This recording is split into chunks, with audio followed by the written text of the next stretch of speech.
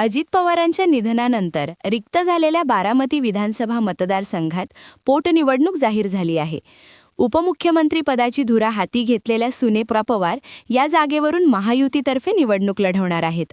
या निवडणुकीच्या निमित्ताने मात्र संवेदनशील राजकारणाचा काँग्रेसला विसर पडल्याचे दिसून येत आहे, असे मत भारत अगेन्स्ट करप्शनचे राष्ट्रीय अध्यक्ष हेमंत पाटील यांनी मंगळवारी व्यक्त केले.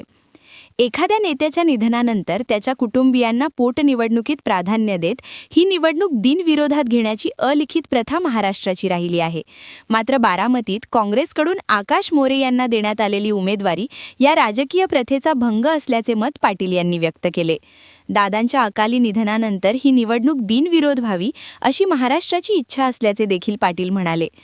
लोकशाहीत सर्वांनाच निवडणूक लढवण्याचा अधिकार संविधानाने दिला आहे.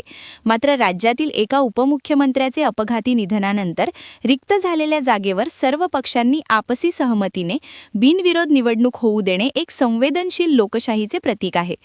काँग्रेसने उमेदवार दिल्याने मतदारसंघात चुरशीची लढत होण्याचा अंदाज व्यक्त केला जात असला तरी या निवडणुकीत सुनेत्राताई भरघोस मतांनी विजयी होतील असा विश्वास पाटील यांनी व्यक्त केला.